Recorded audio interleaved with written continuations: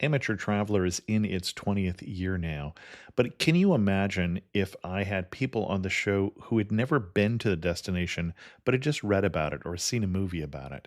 That wouldn't make any sense at all, and you wouldn't listen. We all know how important it is to receive advice from people who know a destination to get the most authentic local experience. And a great option for experiencing this is Explore Worldwide and their authentic small group adventures, led by local tour leaders, perfect for solo travelers who want to meet like minded people with a desire for adventure. I'm often an independent traveler, but two of my last three trips were with small group tours because they organize everything and it's a lot easier. If you want to recreate the tour I did to Malta, they have a Malta and Gozo Discovery Tour. I'm intrigued by one of their tours called A Taste of Sicily. The company again is Explore Worldwide, and visit exploreworldwide.com to learn more. And thanks to Explore Worldwide for sponsoring this episode of Amateur Traveler. The nights are long, the days are short, and the weather is chilly to downright cold, depending on where you are. It's a good time to slip into a Quince iconic Mongolian cashmere sweaters, which start at only $50. You can treat yourself to everyday luxury at an affordable price with Quince. If you really want to dive into luxury, you can check out their leather handbags, washable silk shirts, and European linen sheet sets. Whatever you're looking for at Quince, all the prices are 50 to 80% less than similar brands, and they do that by partnering directly with top factories and cutting out the middleman. They only work with factories that use safe, ethical, and responsible manufacturing processes. And of course, they use premium fabrics and finishes for that luxury feel in every piece. But you've already heard me rave about my Quince travel pants. Treat yourself this winter without the luxury price tag. Go to quince.com/traveler for 365-day returns plus free shipping on your order. That's QUINCE.com/traveler to get free shipping and 365-day returns. Quince.com/traveler. And thanks to Quince for sponsoring this episode of Amateur Traveler. Got my bags packed, I'm on a roll. I'm heading out there and I'm ready to go. I'm looking real good in my passport photo. Oh, no. Amateur Traveler, episode 683. Today, the Amateur Traveler talks about volcanoes, black sand beaches and waterfalls, spiced rum, pirates, and French Creole as we go to the island of Saint Lucia in the Caribbean. Welcome to the Amateur Traveler. I'm your host, Chris Christensen. Let's talk about Saint Lucia. I'd like to welcome to the show Keiwa Simpson from DiscoverStLuciaTours.com, who has come to talk to us about the island of Saint Lucia. Keiwa, welcome to the show. Hi, thank you so much for having me. I am very excited to be here to speak about my beautiful island. Well, let's put it on a map first. Where is St. Lucia? St. Lucia is in the middle of North America and South America, so that places us one of the islands in the Caribbean. Mm-hmm. We're to the bottom of the Caribbean in the Lesser Antilles. So these are the smaller islands near the end of the Caribbean, the bottom section. Great. And why should someone go to St. Lucia? Well, we have a very beautiful island with lots of amazing activities to do, with lots of amazing things to do. It gives the visitor a perfect balance of relaxing activities like beautiful beaches and waterfalls, and also if they're into lots of adventure and history, we have that as well. So it's a very nice, balanced Caribbean island, very beautiful. So another great reason to visit St. Lucia is that we have a World Heritage Site, a UNESCO World Heritage Site. That heritage site is located in the most beautiful town in our country, our island. It's called Soufrière, and the World Heritage Site is a protected area in Soufrière that has the world's only drive-in volcano. So has the twin mountain peaks that our island is very famous for. They're called the Pitons, and a few waterfalls are also in that UNESCO protected area, and coral reefs around the Pitons as well. So all of this area makes a World Heritage Site. Excellent. We are definitely going to want to get to that. But where should we start? What kind of itinerary would you lay out for someone going to St. Lucia?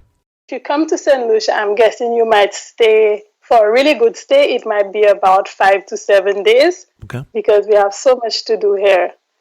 So I would, as a local and a vacation planner, I would suggest that you start in Soufrière. So this is where I said that has the wonderful UNESCO World Heritage Site and has the Petors.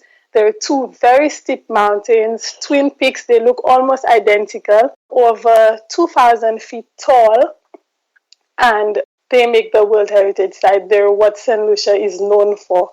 So you would stay in Soufrière in that area. Well, and you mentioned that Soufrière was the prettiest town in Saint Lucia.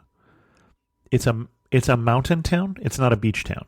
Well, there are a couple of beaches there, actually. That's the wonderful thing. There are a couple of beaches there. So it's the best of both worlds together. Okay. So that's where a lot of the adventure in St. Lucia is located. And that's also where we have some of the most beautiful beaches. But they're mainly black sand beaches. Okay. Shall we start with the mountains or the beaches? And then we'll go in a little more detail. We'll start with the mountains. Excellent. I love the mountains more. So as I said, there are the Petors there. They were actually, before we used to have native Indians who lived on the island, right? And that would be the Carib? Right, the Caribs and the Arawak. So they actually worshipped the Petors because they look so majestic. They're very steep and very tall. They actually worshipped them as the gods of fertility. That makes it even more interesting to want to climb. So when you come to St. Lucia, you need to climb the Petors. So it takes around 3 hours. You get a guide and you get to the top and you get amazing panoramic views of the island, the north, the south, the east, the west, and also our neighboring island called St. Vincent. So that's a must too in Soufrière, right? And I'm curious, Piton, does the word mean anything specifically? No, it doesn't mean anything specifically. I don't know what it means specifically. I just know that's what we call it on our island. And it's actually the hardened core of eroded volcanic vents. So they're actually volcanic plugs, huge volcanic plugs. Well, and you say climate. Are we climbing to the top? I mean, it looks more than adventurous for me because they're fairly steep. Or are we climbing to a point where we're getting a view? We're climbing right to the top. Oh, my. Okay. Of both. Yes. So that seems like something I need to be in pretty good shape to do, or? It depends on which Petor that you're climbing, right? Okay. When you look at the image, the first one you see is the steepest one. It's actually the shortest one. The first one you see is the shortest one, but it's steeper. It's called Petit Petor because petit in our French Creole means small. So since it's smaller, it's called Petit Petor. But since it's so steep, it makes it much more difficult to climb. So most tourists, unless you're extremely adventurous and you love hiking, you won't do it, right? Then the one to the back is the wider, taller one. So because it's wider, the slope is much more gentle. So children climb, older adults climb, young people climb all the time. That's the more popular one for both us and our visitors to climb. Okay. And is it a couple hours, a whole day? I don't know what kind of adventure I'm signing myself up for here. It would take about 4 hours if you really want to take your time. The whole way up and back. Yeah, and the good thing about it is when you're ready to climb, if you climb with the ordained guides that the government has there, you get a 1/4 start up the mountain, so you don't climb from the very bottom. Okay. Yeah, so that makes it much easier. And then when I come down and I'm hot and sweaty, I jump in the ocean because I'm at a beautiful beach. Yep, exactly. And is there anything else we want to do on the mountainside before we talk about the beautiful beaches? So when you come off the Petors, of course, you can always go to the drive-in volcano. Well, you mentioned a drive-in volcano, and that sounds like a very bad idea, but not an active volcano. It's not an active volcano, it's a dormant volcano, but there's actually hot pools of boiling volcanic mud, and Okay. there's vents sending up sulfuric gases, right? So, and that's because of all the magma underneath the caldera, like where the volcano used to be when it was Hmm. active. Yep, so that heats up the water and causes it to boil, so you get to see like some geothermal activity there. And then the great thing about it is our favorite part of going to the mud baths is that the water from these boiling mud pools that has volcanic mud, it is streamed into some pools that make like a natural jacuzzi. Okay. So you could actually go inside of it. It's blackened because of the volcanic mud, so it has all these wonderful minerals that are great for the skin. It's usually about 115 degrees Fahrenheit, but it's bearable. So you go in there, you relax, and you put all the sulfur mud onto you. You let it sit out and get a nice clay mask done, natural, and then go back into the pools and you rinse off. So it's like a natural jacuzzi.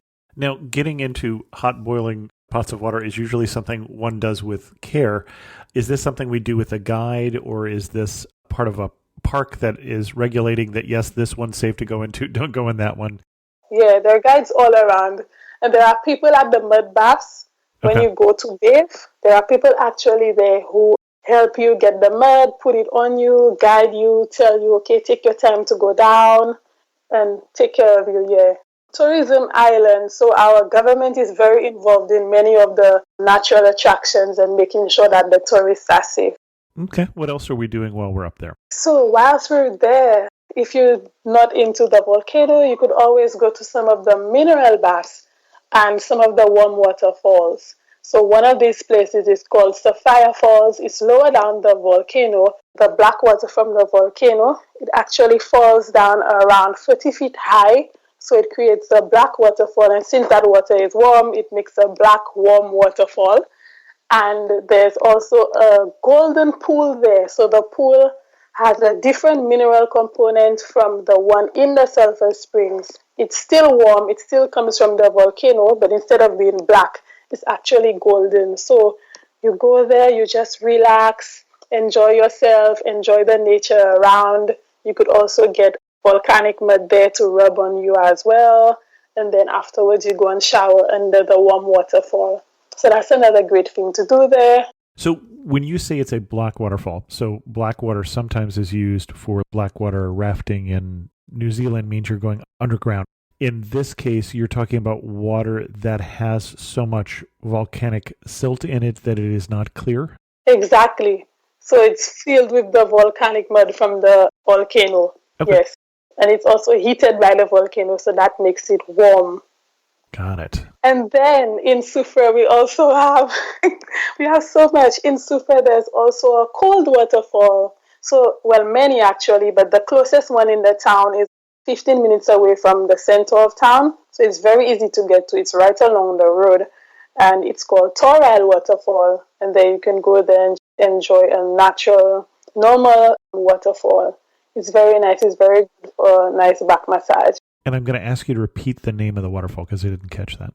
Okay, it's called the Torile Waterfall. Torile. Could you spell that? Toraille. Okay.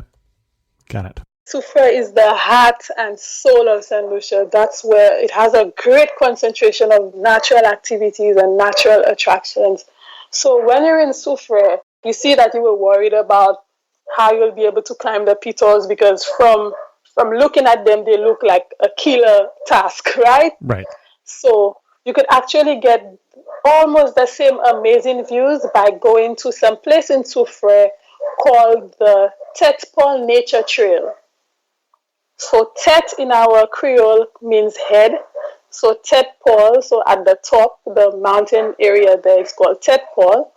And it's a nature trail. So then it's a nice gentle hike, no hills, no steep hills. You won't have to climb for 4 hours, just 30 minutes. And then you get to see amazing views of both of the pitons and the different points on the island, the south, the east, the north as well. So you get killer views for much less strenuous hike. Okay. And that implies that there is one of the rocks at the top is called the Head of Paul. Exactly. Very Okay. good. Yes, yes, yes, All yes. right. Does it look like some particular Paul or? Because the land was owned by different colonial masters. A lot of the French colonial masters that owned the land during the time of slavery, the places that they owned would be still named after them. So, or the places would be owned after a local that eventually took over the land. So, if you had said Paul, that means that area would be most likely owned by someone that was called Paul. Got it. Okay. There's not a great rock up there that looks like Paul McCartney or something like that. Okay. No, no, no, no. Excellent. What else should we see while we're there? So when we're in Sufra, I think I will take us down to almost by the beach. We have a botanical garden, and there they have many amazing plants that are tropical plants, so plants that you'd usually find growing naturally in our rainforest. Mm-hmm. And there, this is the home of the Diamond Fall. So it's a colorful waterfall. You cannot bathe in it, but it's a colorful waterfall, one of the most beautiful in our island that you can get to see and take some amazing pictures by. Yes, and when you're there as well, you learn about the plants, how we use them as locals for medicinal purposes. Yep, it's very interesting. All right, sounds good. So you ready to go to the beach now? I am ready to go to the beach now. So, Soufrière, my favorite place in Saint Lucia, has about 4 beaches. So there is one called Enchasne, when you just come into Soufrière from the north, and there's a great coral reef there, right? It's a black sand beach. So you could go there to go and lay on the beach and just enjoy your day, and you could also snorkel. Now, in the middle of town itself in Soufrière, there's a long stretch of black sand beach called Hummingbird Beach. Mm-hmm. So there again, wonderful snorkeling. As I said, even the coral reefs are protected by the UNESCO World Status, right? Okay. So there are amazing coral reefs there to snorkel. You could also get some nice local food, taste our local cuisine, our local bear, get some souvenirs to remind you of St. Lucia when you're ready to go back. And there are also umbrellas and beach chairs there for you to just relax. This beach has a beautiful view of the first Pito, Piti Pito, the first one that you see, okay. Right? Mm-hmm. And then in between the Pitos now is the killer. We have Sugar Beach. So this is a white sand beach. All the others are black sand. This one is a white sand beach, and it's found in the middle of the Pitos. And when you're there, you feel as if you're hugged by gods, because remember the Pitos, because they're so tall and majestic, mm-hmm.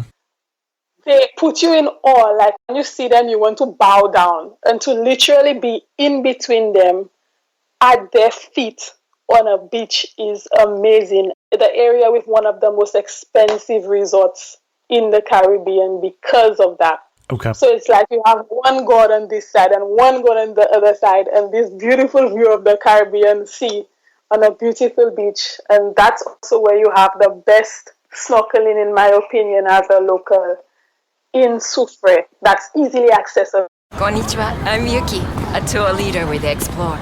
Who knew that hidden among Tokyo's towering skyscrapers was a peaceful tea house surrounded by ancient trees and serene ponds? Actually, I knew. It was my mother's secret sanctuary. Not everyone knows about Tokyo's Hamarikyu Gardens. Arigatou gozaimasu. But you will if you explore. Search exploreworldwide.com and don't just travel, explore. Well, and when you talk about the best snorkeling means usually reef, and it means colorful fish and other life. Now, on an island that is this rugged and steep, I would expect the water to get pretty deep pretty quickly. Now, in Soufrière, that happens because Soufrière is one of the deepest harbors in the Caribbean. It's just as tall as the Pitos going down. Yeah, well, that's what I would expect. Uh-huh. But the thing about it is, where the coral reefs are located, it doesn't get so deep so fast. Okay. So we still have lots of corals. They're able to get the sunlight so they can still flourish. Because of that, lots of colorful coral reef fishes, octopuses, lobsters, starfishes, and all of these amazing water marine animals are found there. So it's like seeing a real life aquarium. Okay. It's really good. And that's both at Sugar Beach and at the first beach that you started us at, whose name I have already forgotten. So we have Unchasne. Yep. So that means, us usually means the bay, right? So, or the beach. Okay. So this is the Bay of Chasne. Okay. Okay, and then we have Hummingbird Beach, which also has corals that are directly in the middle of the town. And then in between the petals, we have Sugar Beach. Got it. And there's a beach at the back of the last petal again. That's amazing. It actually is a mixture of gold and black sand because there's a golden mineral component. It's not gold, obviously, so all of the people who search for gold don't come running, but it actually has a mineral component in it that makes it shine and look like there's golden glitter among the black sand. And they have great corals there as well. I don't know that I've heard of that in a beach before. That's interesting. Yes, the whole area is a very amazing natural place with lots of activities to do. It's a blessing. And you mentioned that at the Sugar Beach, at the White Sand Beach, there's the most expensive resort in the Caribbean. If I was looking to stay someplace a little less expensive, what options would I find in the area? So it's not the most expensive in the Caribbean. It's one of them. One of them. Okay. Great thing about Saint Lucia is that because of the internet, a lot of locals and expats are taking it upon themselves to prepare really nice guest houses and villas for tourists. So Airbnb makes that very possible. So one of the best ways you could get to stay in Soufrière without paying mega huge all-inclusive beachfront resort prices is to stay at an Airbnb in the town. And you'll be extremely close to everything, especially if you choose to rent a vehicle. You can go everywhere in Soufrière on your own with your rented vehicle, or you just get a taxi, from one of the locals, and they'll take you to all of the different places. Well, and would you recommend we get a vehicle, or does that depend on how much of the island we want to see outside this? I would recommend that you get a vehicle if you want to do more. Okay. Because I always find that when you travel with a local, you learn so much more about the island and the different attractions than you would if you just went around on your own. Sure. Plus you save yourself time, because then you wouldn't have to worry about getting lost and figuring out the roads, because we drive on the left. So you won't correct. have to, worry. I'm trying to disagree with you there, yes. Yeah. So you won't have to worry, about sticking to the left and figuring out how to maneuver the roads and what are the signs. You know why again? Because we don't have extremely good GPS. Oh, okay.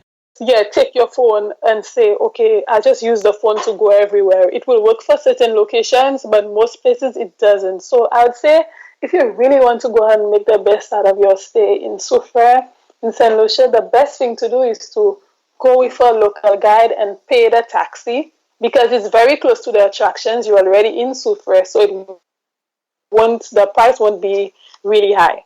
Well, and you say you don't have very good GPS. You also don't have all that many roads. I mean, the interior is very mountainous, so it doesn't look like it would be a particularly easy island to get lost on, because, the mountains are in and the ocean is out. I think I could find my way, so... You can rent. I won't discourage anybody from renting if they want to, but I think the better option, right, if you're able to afford it, is to get a local. But then you could always rent. There are many different rental companies. They're fully insured, so you won't have to worry that if you do an accident, you won't be covered for injuries and stuff. There are many different types of vehicles that you could use. I always recommend hire a vehicle with a higher bottom, like a Jeep. Sure. That makes sense. Because our roads are not smooth like American roads and very smooth like butter, that you could just drive freely at whatever speed you want to. We Yeah, have a I'm few not sure our roads are potholes. that smooth anymore either, but yes, that makes sense. You're a little less flat than a lot of our country. So, and as I see, I'm going to fly in if I fly in to the southern tip of the island. So I'm not going to fly into the area we've been talking about. And so I'm either going to get there by cab, or is there also bus service available? Yes, you could get there by cab. There are many taxis actually waiting on the airport to Sure. transport you. You could also book in advance. So you get there by cab. And if you're going to higher, further locations in Saint Lucia, like you're going to the north, you could always use a helicopter transfer. It's a bit more expensive, but it's worth it. You get to see the island by air on your way to your hotel. Okay. That sounds like that might be a little expensive. It's expensive. It might cost just below 200 US, but as I said, I'm just giving you all the options. Okay. So I'm using it then as both transportation and as sightseeing on the way there. Okay. Yes. Excellent. Well, and speaking of other parts of the island, you mentioned that this is your favorite part. And what is your second favorite part? Where else would you recommend I go if I have more than a couple days on the island? So you have more than a couple days, you definitely need to go to the north. So the north is called, that area is called Grozile, and in Grozile, we have a town called Rodney Bay, and this is the tourist hub, right? And you say Gross Isle. If I'm looking at that in English, it looks like Gross Islet. So Grozile means big island because we have an islet off the coast of Grozile. Okay. Because it was big, they called it, the French colonial people called it the place Grozile, right? So it's like a marker for the town, and the town just took the name.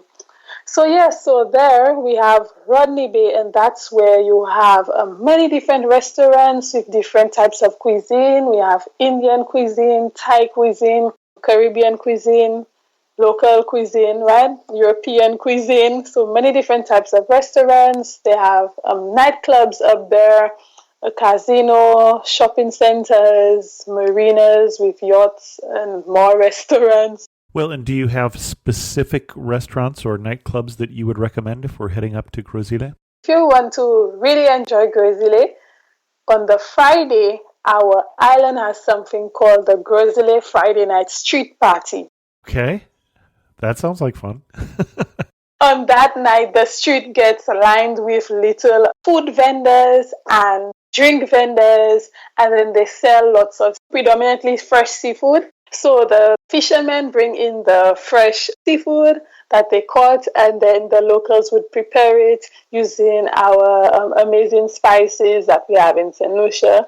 So you could get stuff like stewed octopus, you could get red snapper that's grilled, you could get blue marlin that's grilled, lobster as well. My favorite is conch. Do you know what's conch? Conch, sure. Yes. So the conch, they would cut it up and grill it. And then when you're done, when they plate it for you, they put some nice local garlic sauce on it. And you'd get something called a bake. So it's a dough. It's rounded up and then flattened. And it's placed on the grill too. So it's a grilled fry bread sort of thing. Excellent, yes. So then you could have the lubby. We call it lubby in our French Creole. So you could have the conch with the bake. Okay, the bic. Yep, it's called a bake. And then there's also lots of local rums available. We have something really cool that we call spice rum. So it's local rum from our rum distillery, white rum, pure alcohol. Well, not pure, but I mean strong white Strong. rum. Okay. Yes. And then they take trees, the backs of trees, the roots of different tropical trees in our forest, lots of medicinal trees, and spices such as cinnamon, nutmegs, bay leaves, and they add it together in the bottle and let it soak for a month. And then they sell it. They add some honey to give it a little sweet taste, and then you take a shot and you're very good for the night. You get some nice local rum. Yes, locally made. St. Lucian style. Okay. Yep. And then you dance in the street. There's nice Caribbean music, soca music, dancehall music. Sometimes they play American pop as well, old school rap, all different types of music, and the locals and the tourists come together and we dance with each other in the street until 2 a.m. when the police says, okay, it's time to go home now. So that's an awesome thing to do in Grizzly when you're there.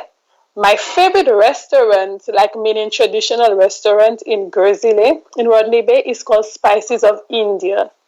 Okay. So it's owned by an Indian chef. His wife is local, and he hired some other Indian chefs to come down, and they prepare the most delicious Indian food ever. And because some of the Indian food that he prepares, the ingredients are kind of similar to what we have on the island. So he ends up using some of our local ingredients to create the food, and it's amazing. It's my favorite place to visit. I always recommend there. The decor is also very similar to what you would find in his home country. So that's one of the places you should definitely visit if you go to Rodney Bay. Okay.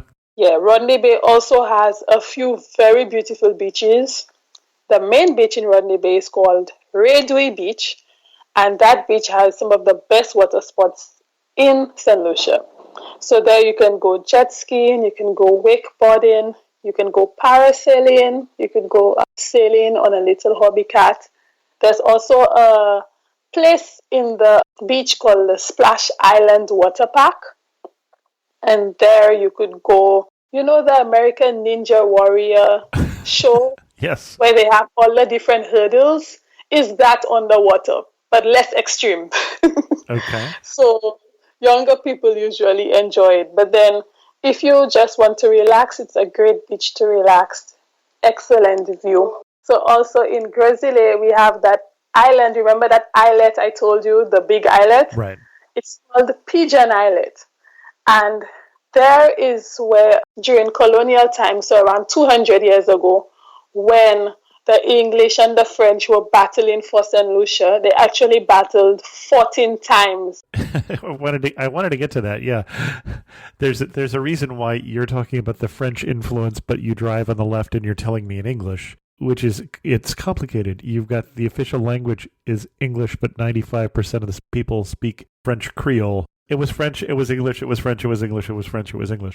As I said, they were battling for St. Lucia a lot because, you know, during that time, during colonial times, these big European empires were looking for new land, right? In the New World after Christopher Columbus discovered our side of the world. So then, because sugar was such a big money maker at that time, right, in St. Lucia, you would get lots of fertile land where you could easily plant sugarcane, the right climate and everything. And that's where they also brought in our enslaved ancestors from Africa, right? Yeah, when most of the native population died off because of the European diseases.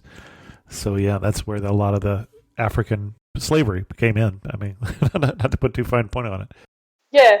So then, because of that now, and how important it was to have a Caribbean island to produce sugarcane. They were like, St. Lucia is mine. No, St. Lucia is mine. And they went back and forth, killing each other and confusing our enslaved ancestors because it's like one time it's English, one time it's French, one time it's English. But the amazing thing, as you said, that the French was able to survive. Even now, we still have our French Creole. And a lot of the places on our island, like Grizzly, like soufre, because soufre means sulfur in the air in French because of the volcano. So like soufre, like Choiseul, Micoud, all of these places are French influence, and that has survived hundreds of years later, even after the British officially took over. Well, and the British officially took over for the last time 205 years ago. So there has been a longer time period recently of first British rule and then obviously independence while you drive on the left. But yeah, it's interesting that the French did not go away. Yeah, exactly. As I was saying, so on that islet, because of where it's located, the furthest north part of the island, and before St. Lucia is Martinique, which is still French owned. Okay? Yep. So then the British made a fort with cannons and guns and a house, kitchens, and also ovens to prepare limestone so they could build the fort, right? Right. They had that there in Pigeon Island, and they would look out on top of Pigeon Island at the tallest point and look out to Martinique and see when the French warships from Martinique would come to try and attack the English. And from there, they would bomb them and fight with them and shoot them down. Actually, that area is like a living museum because there's still the cemetery of the British soldiers 200 years ago. There are actually writings from the British soldiers, which is very moving as a human being to see. That when you go to the top of the fort and you look at the concrete, you could see 1820 and you would see the name John Peter, right? And so it would let you know that this person was there in truth. Like you could touch them and go back in history and imagine them being there, live in England, which is very cold and very different, coming to this warm, humid climate with mosquitoes and new food and to come and fight and build a fortress and stuff. And you would actually see the writings from them still in that area. So there is remains of the fort. As I said, there are still some of the old cannons from 200 years ago. You would also find the old kitchen there. So it wouldn't be intact, of course. It's not exactly the same way it used to be, but ruins of it. Yep. So when you get there, you could go around with a guide and they would tell you all about how their life was as soldiers in that time in the Caribbean in Saint Lucia, fighting back and forth with the French and not knowing if they'll ever go back home. But even before that, that islet in Saint Lucia, it was actually used by a pirate about 300 years before the British even came to try and fight with the French. So there was a pirate there. His name is Jean Dubois because he was missing one foot. So he had one normal foot and one wooden foot. And he used to stay there and look out for all the other ships passing around, coming to the New World. And then he would attack them with his men, take over the ship, and either the people would be initiated into his camp or he would kill them or use them as slaves for him and his fellow men. Yep, so there's a lot of history on that islet right there. Lots of Caribbean history, and you could touch it and see it and feel it. Well, and one thing that's a little confusing for me is when I look on Google Maps, the island is no longer an island. Is it an island and Google Maps is wrong, or is it now a peninsula? So it was an island 30 years ago, but we still call it Pigeon Island, Pigeon Islet. But okay. Our first Prime Minister built a causeway. So there is a long stream of beach that was built to connect the mainland to Pigeon Islet. Got it. And that long stream of beach now, that causeway now has around 3 resorts with sandals also there, one of the best sandals in Saint Lucia. Also right there, beautiful golden sand beach, wonderful place to come and bathe and enjoy the day and just relax. And Pigeon Islet itself has 3 beaches of its own. Got it. Okay. When you say the Sandals is a wonderful place to enjoy the beach, I don't know what the laws are in St. Lucia. Can I enjoy the beach of a resort even if I am not staying there? So that's an amazing question. Lots of visitors ask it. In St. Lucia, all beaches are public. Okay. I wondered if that was the case from what you said. Yep. You don't have to go in front of Sandals. Of course, there's little, like you could see where the resort starts. So then somebody might be intimidated to go there to and stuff. But there are long stretches that's available to us from in that same location that you could go freely. You could always go in front of the resorts also if you want to, but there is not a need unless you really want to, and then that's okay. You can totally do that. Yep, so it's public. I think St. Lucians would throw a riot if one of our beaches became private. Well, and I'm familiar with that in Hawaii. It's the same thing where every beach has to have public access and public parking, even if it's a resort. But that is not true everywhere in the world. And so that's why I wanted to clarify that. Yes, that's a great question. But our beaches are like a big part of our life, our culture as an island people. And to tell us we cannot go there anymore, ooh, oh my God, looking for a war. What's going to surprise me about going to St. Lucia, other than the pronunciation, which threw me at first before we started recording this? What's going to surprise you? Well, it depends on what type of stuff surprises you. Maybe you'll be surprised on how windy our roads are. I noticed that. Yeah, because it's a mountainous island, especially when you're going towards the south and the southwest, the roads can become very windy. Well, as an example of that, for instance, we mentioned that you're going to fly into the airport in the south, and then if you drive up to the region that we were talking about, Soufrière, then it's only 34 kilometers, not even 34 miles, so 18, 19 miles, and it's a 53-minute drive. Where you're talking about is the north in Rodney Bay. Yeah. Yes, So when you have to come up to Rodney Bay, it's a pretty long drive, but the island is so beautiful. It's totally worth it, especially if you want to have a nice, relaxing time and see someplace new and experience some of the amazing things that we said there is to experience on our island. It's totally worth it, I find. Excellent. Well, before we get to some of my wrap-up questions, is there other things that you want to really highlight that we can't stop talking about St. Lucia until we tell people about what? Definitely in Saint Lucia, especially if you're a history lover, you should definitely visit our city called Castries. So some of the things you could see in the city is some of the old French architecture in the buildings and stuff like that. You would see the very pyramid-shaped roofs and some of the old French style of Caribbean building. To put that on a map, we're northern part of the island, but further south than Gros-Îlet. Right. We're like northwest, right? So then, and also there is the amazing Cathedral of Immaculate Conception. Okay. So it's one of the biggest Caribbean Catholic churches, and there is where the first time in Catholic history that the Holy Family, the Bible's Holy Family, Jesus, Joseph, and Mary, were actually portrayed in the image of a black man. So a black family. And the artist who did that was one of our premier artists on the island. He actually designed our flag as well. And he did that because he said because of our slavery past, because our population is predominantly African, right? African heritage, black. So because of our enslaved past, for the people to be able to embrace the Catholic religion, considering that the Bible was used to enforce the slavery. For example, slaves, obey your master as you would obey the Lord, right? Right.